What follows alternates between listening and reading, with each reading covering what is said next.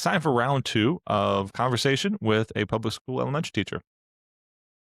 This episode of the Christian Principles Podcast is brought to you by the Herzog Foundation. And as always, the opinions expressed within this episode are those of your hosts and not necessarily the Herzog Foundation. The Christian Principles Podcast is brought to you in partnership with the Herzog Foundation. But bear in mind, the views and opinions expressed here are those of the hosts and not necessarily of the Herzog Foundation. Welcome to the Christian Principles Podcast. I'm Matt George. And I'm Mark Zockel. Hey, like I said, we are in our second conversation. We are blessed to be joined again by our friend Christine, elementary public school teacher, who we set the stage last time. She doesn't owe us a thing.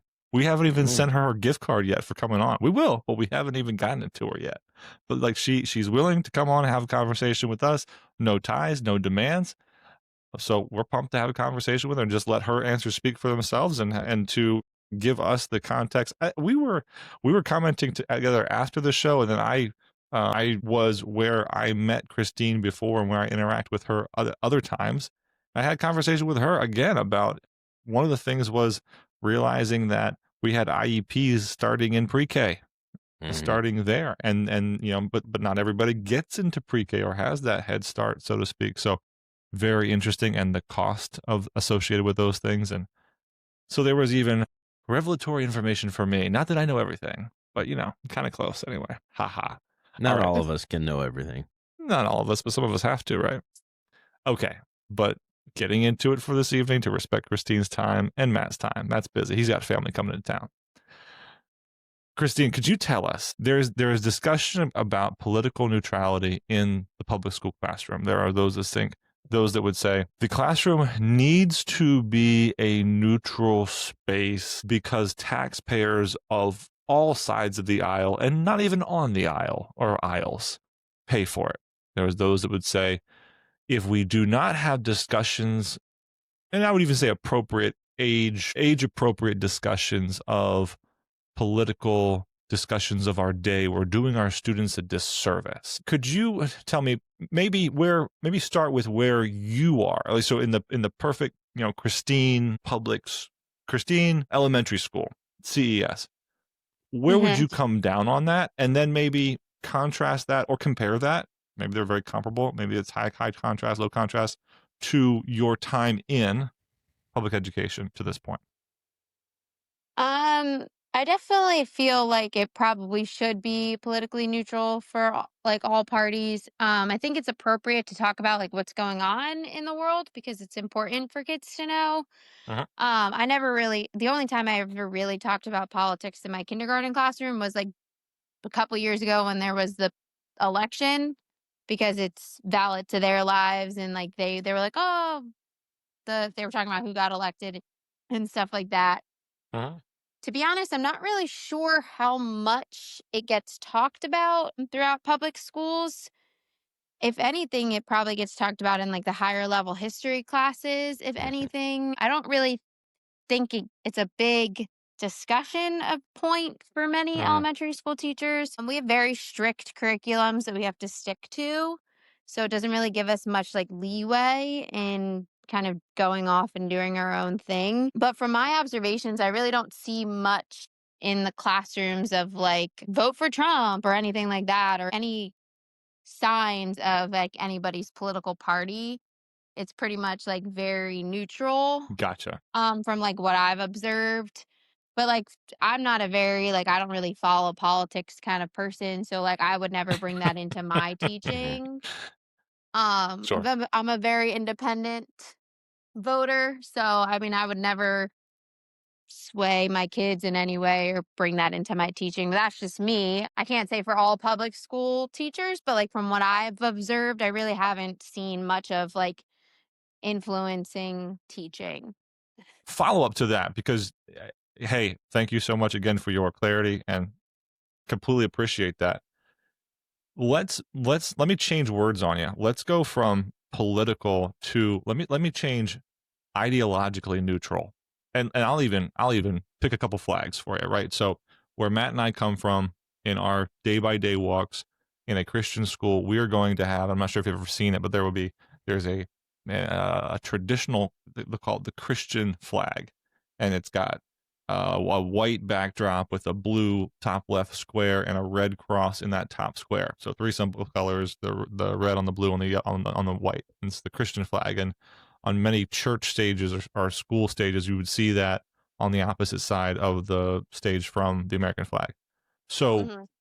if so I think of that as a very common, or we can think about the Ten Commandments on a wall, or the picture of a Bible on a wall, or verses. There we go, make verses on a wall. And then if I contrasted that with I'll say a pride flag, a rainbow flag on a wall, where would you be personally with either one of those things? And so I want to move away from saying political and change it to say ideological or Yeah. philosophical. You see where I'm going? Where would you be Yeah. on those things, or where do you think the school is on those things? Where would you be on those things? That sort of thing. Go ahead. Um, I'm very open to whatever anybody like. I would be hanging up like Disney stuff in my classroom. Like that's just how I am. Like I feel like Hmm. you have like freedom to decorate Sure. your classroom Yeah. or It's however frozen. It's you. a frozen room this year. Okay, that's what it is. Yeah, Get used to it. exactly. Like my classroom for the last 4 years was under the sea because I love the beach and I like, Hmm. but like I never really hung anything up that wasn't like school related. That's just how I am. It was all like academic stuff, or like I said, it was like Disney themed. But I honestly, like I said, I try to stay out of the politics of it all. Mm-hmm. To be honest, I really don't know if where I work has any laws or any district wide policies based on like what you can hang up in your classroom. Okay. Okay.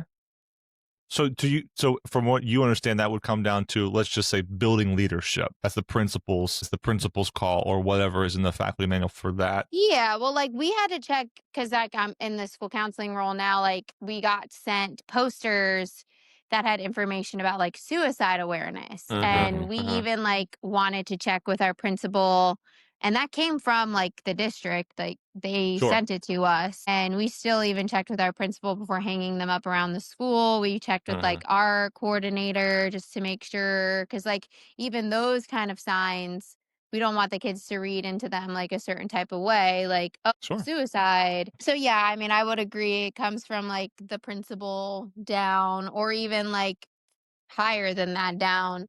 No, perfect. Thank you. That's what I was looking. That's what I was looking for.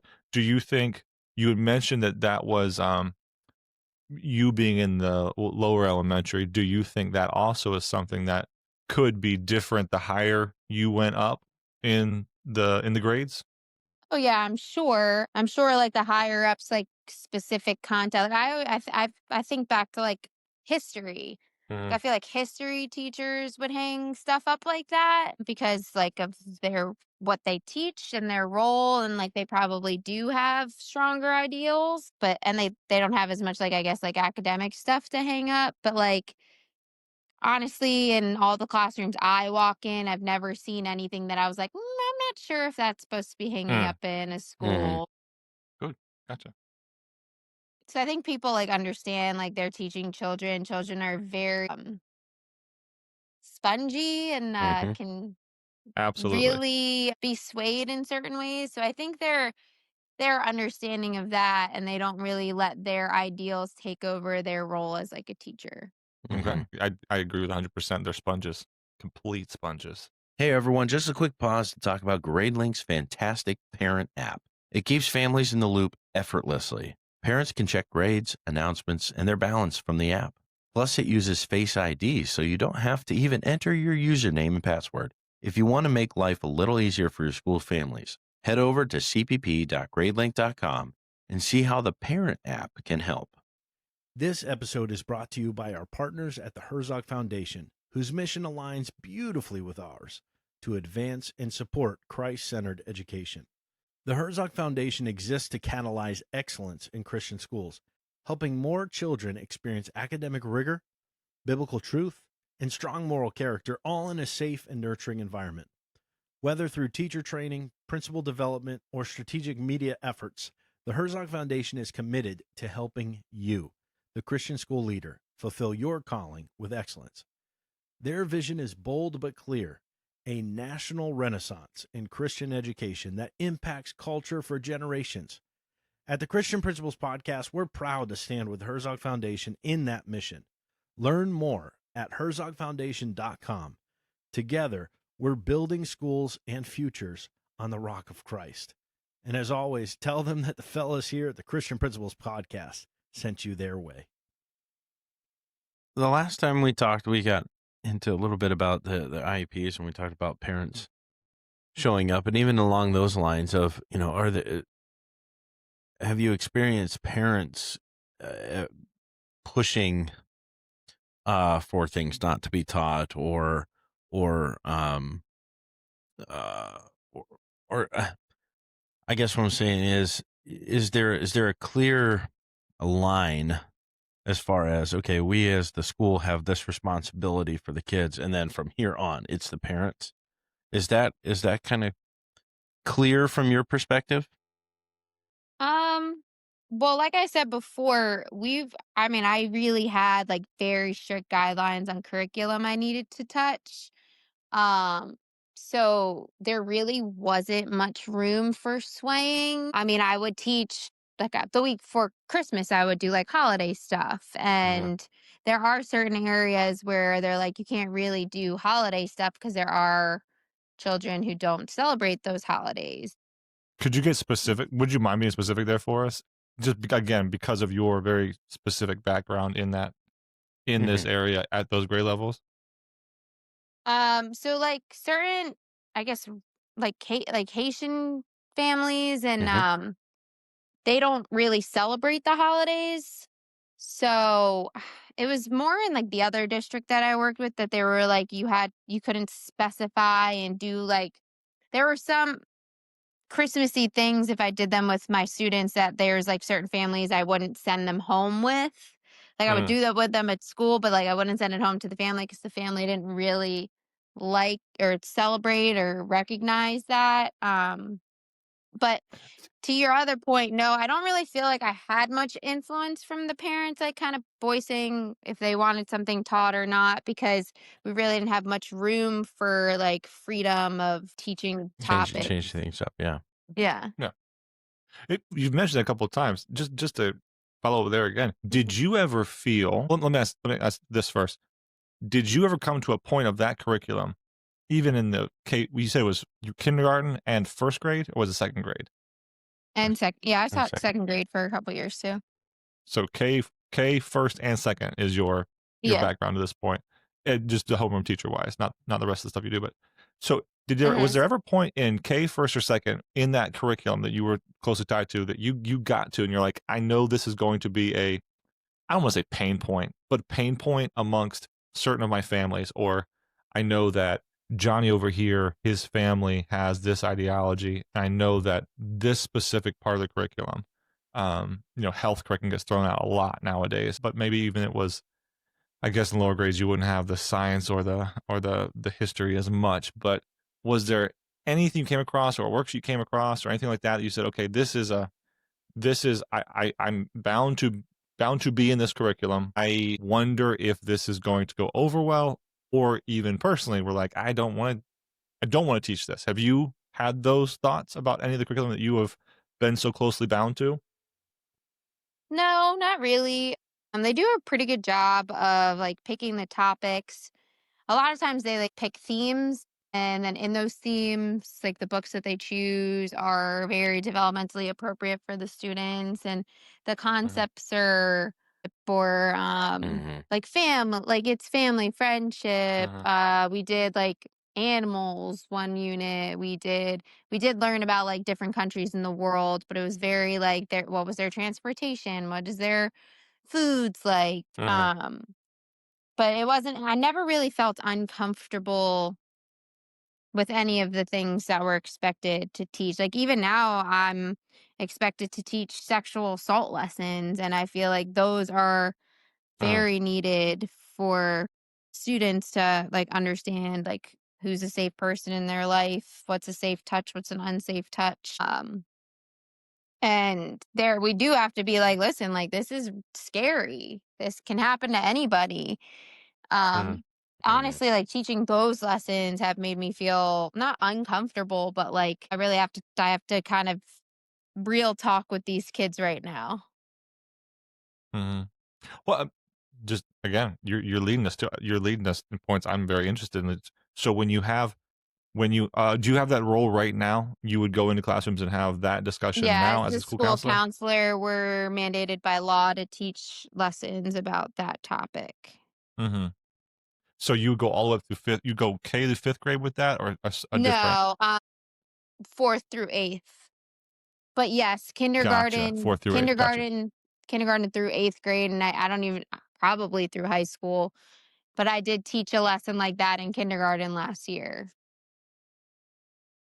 So in that lesson in K-5, how anatomically specific were you asked to be versus, like, uh, I don't know, maybe say, like, these are our I heard a friend of Private mine recently parts, said, "These are our bathing suit your areas bathing or our suit private area, areas," yeah. kinda thing. Like, are you yeah. We do kind of refer to them as, like, their private areas, their bathing suit areas. When I was in the kindergarten, I would just say, like, anything that's covered by a bathing suit, those are your private Mhm. areas. They're they don't really they don't talk about the different parts of the body. They just are like, if Mhm. anybody Sure. touches you in that area, like the 4th grade lesson, we read a book and it was mm, like it took place in a kingdom and the king had to watch this little boy whose mom worked to clean the castle, and they were playing a game and he would like tickle him for fun, and then it got to the point where he tickled him in a place that made him feel very uncomfortable, and it kind of like it storyatizes the like realness of the situation but like makes it more Mhm. developmentally appropriate for the Mhm. 4th grade students. And then in the Mhm. kindergarten, it was just like safe and unsafe touch. Who's a trusted person in your life? We talked a little bit about like no one should touch you in those private areas. But I haven't really delved into like the 6th, 7th, and 8th grade lessons yet, which we're going to kind of Mhm. put them together with health. So it might get a little bit more in depth, Mhm. but the one 5th grade lesson did kind of talk a little bit about how it was a little boy whose swim coach touched him in his private areas, and he was like asking this hotline. He's like, "Does this make me gay? I'm straight, but it was a man who touched me." And like we were kind of like, "Well, Mhm. why does it need to talk about sexual orientation?" But then like you Okay. think about a 5th grader, they might have those same thoughts, Mhm. if that makes sense. Mhm. No, no, thank you. No, this is, I don't wanna say fact finding, that's not the right word, but this I'm thankful to glean what you're offering. This is awesome. Did you hear of the Charlie Kirk shooting? Yes. I say recently. It Did you hear was the this Charlie Kirk shooting? September. And of course, in the aftermath of that, one of the different areas that got a lot of highlighted attention was social media accounts from educators who responded to that in Mhm. a number of different ways. And we know that, no, again, without going into details, but even within what would have been the jurisdiction that you would be most familiar with, there Mhm. was someone put on leave for comments. Mhm. Where do you stand on where do you stand on the social media of teachers or maybe not just social media, but the life of teachers, what teachers put out there when they are in so many ways by so many, fairly unfairly, and you tell us, expected to be role models. And I got to put this on us. So you can think about it for a second. I'll put this on us and then bring it back to you. So Mhm. in Matt's school right now, when his teachers sign up, Matt, you might remember some of the contract language that your teachers have, and it's going to be Mhm. it will very much say almost above all else. Well, definitely above all else because there's a like faith part of it. So there's a Mhm. salvation part of it, but uh, above all else, you are expected to be Christ-like in character, and it even enunciates what that looks like for the teachers. So Mhm. there's a tremendous demand on them in the Christian school pedagogy to be role models first and biblical role models first. So in that way, we would absolutely say that what is done outside it does affect your ability as a teacher to effectively be that role model. Matt, I don't want to put words in your mouth, or like, would you No, have anything to add to yeah, that? no. The way I think we express it is as employees of Faith Baptist School, you're expected to be. You are a testimony of Faith Baptist School as such. So both in and out of the classroom. And I think we even played with a hypothetical because back with when We did. That's right. Yeah, we did. That's there right. was that, I forget. Philly's Karen. Philly's Karen. Yeah.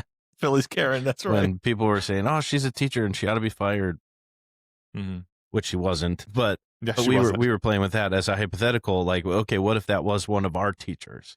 How would we have to deal with that and respond with it? Because that is it. You're an example, and people are going to say, "Oh, that's the way Faith Baptist School is," because the teacher is that way.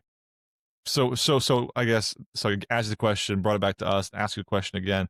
So even with that as an example of what we're coming from, what would you say about the appropriateness of the backlash that the public had to the comment that was made versus what you think was fair, wasn't fair, agree with? Where would you stand on all that? Where do you stand on all of that? I actually sat in on the new teacher orientation like one day this summer, and they were talking about like what's appropriate to post on social media versus what's not appropriate to post on social Oh, wow. media. Okay. Like, there are some things that just like baffle me as an adult. Like, why would you ever put that on social media? Like, let alone being a teacher, but just like being as an adult. Like, it Sure. just doesn't, like, people just don't think before they post. But I totally agree that, I mean, we're human. Like, I hate having to kind of like, I feel guilty if I put like, I'm out having a drink or something like that. And I feel like, oh, am I getting judged because of like what I do? Like, I'm an adult woman. Like, I should be able to go and have a drink with my husband or with my girlfriends, like, and not feel like I'm looking like a certain way. But the things that were posted about that whole situation were like, there was no need for some of the comments that were made, and I fully agree that some reprimanding needed to be done, especially in like the role. Are they saying that in front of their students? Like, that's not appropriate. Sure, absolutely, yeah. I do feel like there is a standard that we should hold ourselves to because of how we are like represented in the community. And yeah, I just I- think social Go media ahead. takes a huge, like, people just don't think, and it's affecting the students too. Like, the students are getting into having trouble with peers because of things that they're saying hidden behind their cell Yes. phones. So that's like a whole other conversation I could have about like now being in a middle school and how much impact these phones have on these children. That'll be our last question tonight. Don't you worry, for real. Matt, what do you but want it sounds like you said though that the orientation that they are saying there is definitely a They line. show us examples of things that people post, Oh, nice. and he's like, if you post this, like, you will get fired. Or Good. he would Okay. be like, he would post it and he'd be like, do you think they got fired or not? And we'd have to think, and then Ooh, like he would nice. show us if they did or if they didn't, based on the post. Just for, was that central office? Was that principal? Like, who led HR? Like, who led that one? If you don't That mind. was central, like someone Gotcha. high in the central office came Gotcha. and presented Yeah. that. Yeah, Matt's gonna do that next year. He's gonna give actual examples. I will Yeah, fire you you over should. It's this. actually, some of them are highly entertaining. You're like, what? No, this was real. This was actually posted by somebody. And he's like, yeah, this was posted by somebody in our area. Yeah, exactly. Like, this isn't out there somewhere. Well, the discussion of teachers as role models, and to what extent to what extent should our teachers be held to a higher standard than, don't hate me, everybody, guys and girls that stand and flag to stop and start on the road, on road work, like, not demeaning that job, but are they the same level of role model as someone who's in front of the impressionables? Like, Yeah. no, I don't think so. I don't think so at all. And I think that when we to make the conscious choice to step, this is Mark Zockel's opinion, not Christine's opinion, but we step into this role, we are stepping consciously into Mhm. you said it, they're sponges, they're Yeah, impressionable. they are. Through 12th grade, college kids were impressionable. Like, you are stepping in front. So it's Yeah. thank you. Yeah, If I go ahead. wouldn't want, if I didn't care about my teacher setting a good example, my thing would be delete all social media. Don't even Yeah. do it. Don't even But get on that's it. But, the other like, side of it. so you guys comment about how high we should hold teachers, like the Mhm. standard and like their role models, but yet we are one of the lowest paid professions in the entire world. And yet we're held to this really high standard of being role models for youth. And yet we literally don't get paid even like a glorified babysitter. I've done the math. I would be making Mhm. way more than I do if I was paid like a babysitter. Yeah, Don't yeah. Don't even get it started because and going not into only private that, school, but part of that. we were just talking about certifications too. Of Mm-hmm. they're Mhm. wanting to make parents be certified in order to homeschool, which in some ways is good because you want parents to know what they're talking about when they're Yeah. educating their kids, but at the same It's time, not their like right. Yeah. we are doing everything we can to make sure that we are teaching kids the best we can, Mhm. Mhm. and yet, yeah, it doesn't quite seem leveled out. Yeah. I Man, you touched on two big ones. You talked about the I the know money that's side of that's things. You big. talked about the other side. Well, hey, I'll hit you with two, and you can make these one word answers or as long or short as you want because this is probably the last time. Matt, are you dying? I got two. One's going to be about I know the one you're Chicago te- asking, so go ahead. Chicago teacher salary. Well, Yeah. okay, while we're on this one, I'll ask that one. Christine, I have seen the Chicago teachers strike who are making $110,000.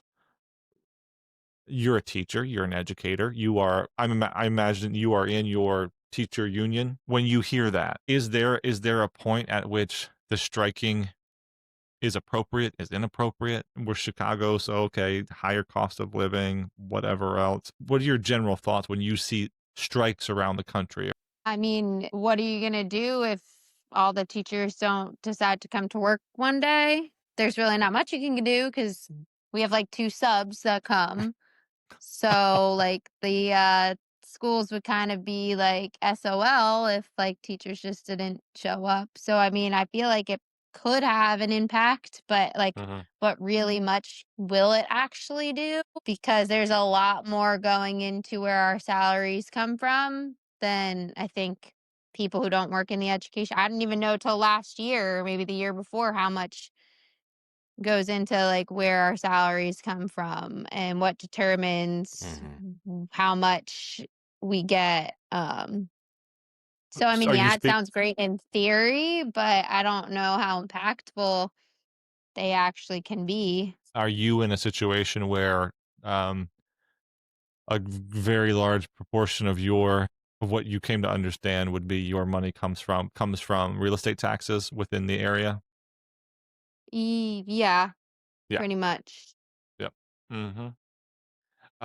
Which goes back to even conversations that have been had about, I saw conversations that were had about, well, if we get rid of the Department of Education, the federal Department of Education, how will we fund teachers? Like, we won't have any more teachers because teachers won't be able to make money.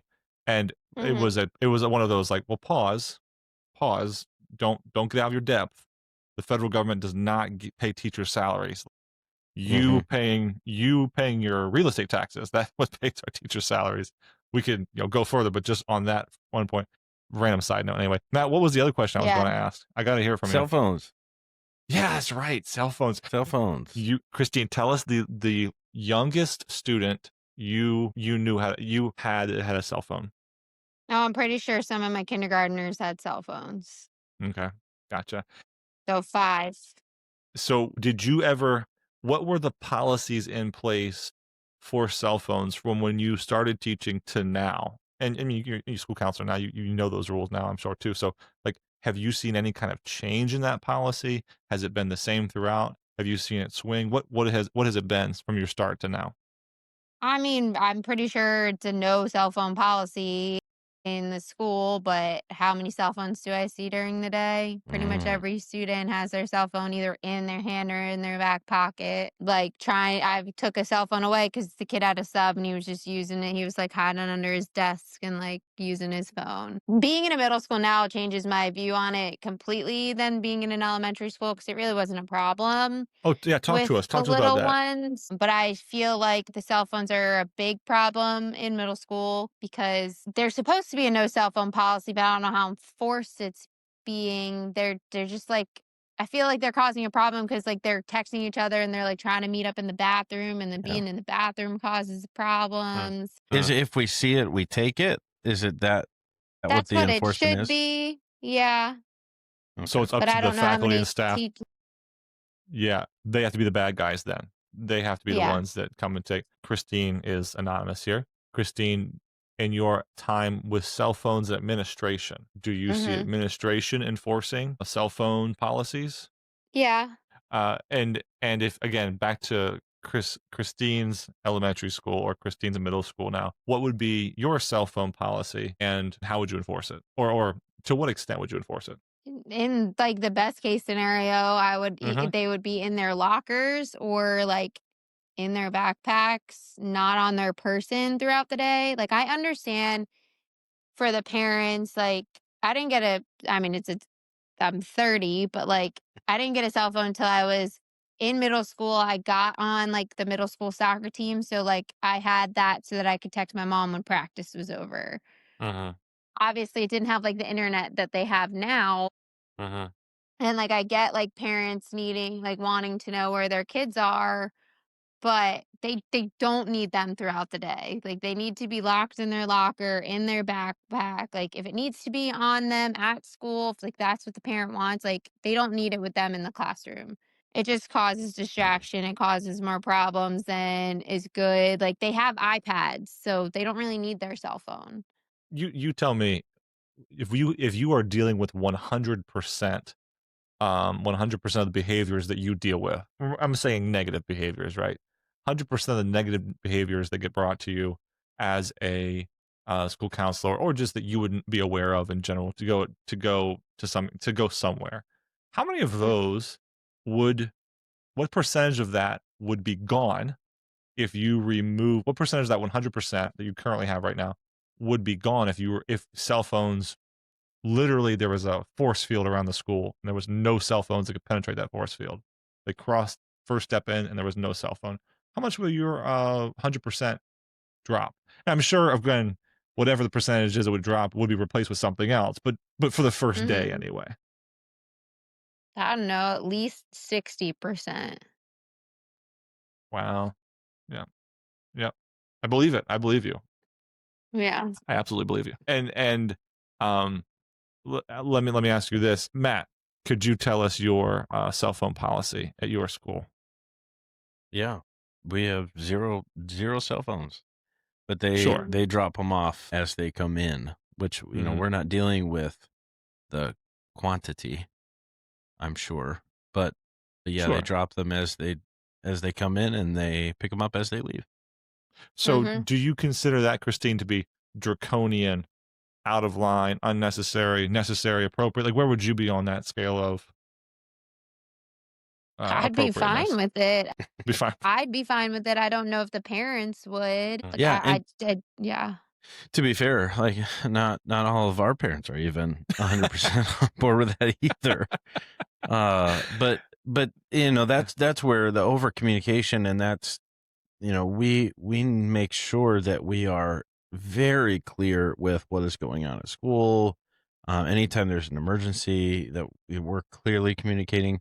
If we're leaving for a trip, if we're coming back for a trip, if we're dealing with practice, like that communication is constant, so that having to communicate with their child independently it ought to be redundant, and that's kind of the idea that we Mm. try to push Mhm. for. But it's a Yeah, little we're bit not maybe better, more manageable with my numbers, but well, but as you expand out, you have more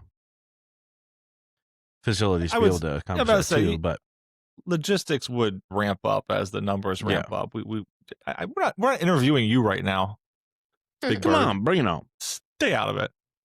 All right, Christine, we have taken up enough of your time. Thank you so much for coming on again and even answering some different questions tonight than you did the first time. And we are delighted to have you. Hopefully, we weren't too mean or anything. Just heard you out and enjoyed the No. time we had. I mean, really, really, I have been encouraged and enlightened. I'll say encouraged. There are going to be stereotypes that are stuck on both sides. There's going to be thoughts that are had on both sides. Everybody's going to read. I'm gonna pick two news sources now. Okay, so I'm gonna pick let's pick like CNN and Fox. Everybody's gonna pick headlines from one or the other and have an issue. Blah blah blah. Whatever. So we can. It's good to hear from you. And do you have any questions for us? We've asked you a bunch of questions. Any questions for us?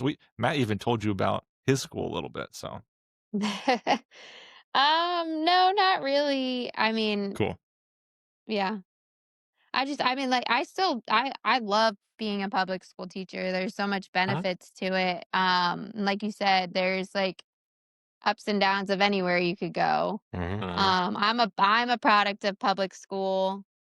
Um, and like they need as much love and support as like your students need. Like every student needs love and support, and like I think, and there's so many fantastic teachers in this area that love what they do, that put so much passion and heart and everything into making sure that these children have the best education that they can. Amen. Hey, I can agree with that 100%. I'm there with you on that. Mhm. Awesome. Christine, thank you so much for your time.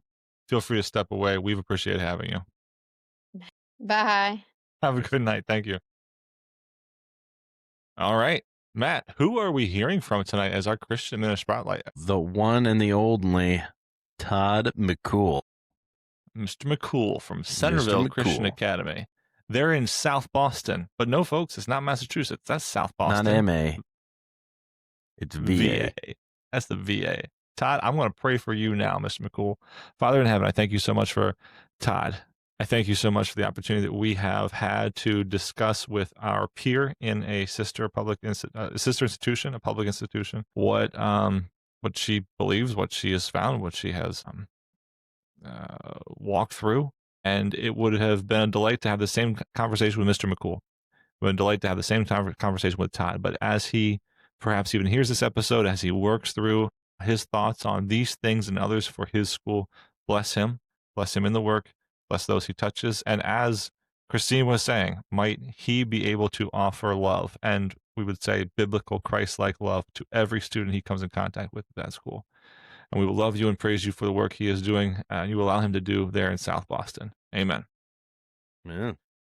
All right, Matt. Well, a lot to digest there, but we're not going to do that live. We're going to do that off air. So everybody else, thanks for growing with us today.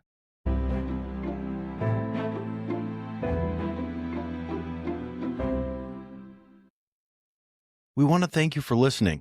We're honored that you spend this time with us each week. Our heart is to bring you practical conversations and resources that really serve you as a Christian school leader. One of the best ways you can help us spread the word is by leaving us a review and sharing the podcast with other Christian school principals you're connected with. You can also follow us on Facebook and Instagram. Join the conversation and share any posts that resonate with you. Every share makes a difference in helping more leaders find encouragement and practical tools. And remember, the podcast is just one way we help. We also love serving schools through speaking and workshops. Our keynotes and sessions are designed to give you actionable strategies you can take back to your team and implement right away. If you'd like more details, just send us an email at info@christianprinciplespodcast.com. We'd love to connect. Until next time, thanks for joining us on the Christian Principles Podcast.